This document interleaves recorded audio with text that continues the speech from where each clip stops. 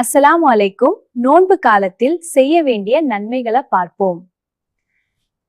கடமையான தொழுகை 5 நேர தொழுகைகளையும் எக்காரணம் கொண்டும் தவிர்க்காமல் சரியான நேரத்தில் தொழுவது.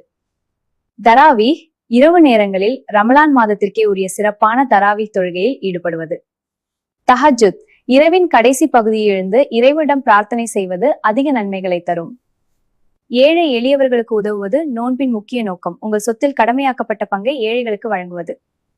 ஒரு சிறு பேரீச்சம்பழத்தை தானமாக தந்தாலும் அதற்கு பெரும் கூலி உண்டு.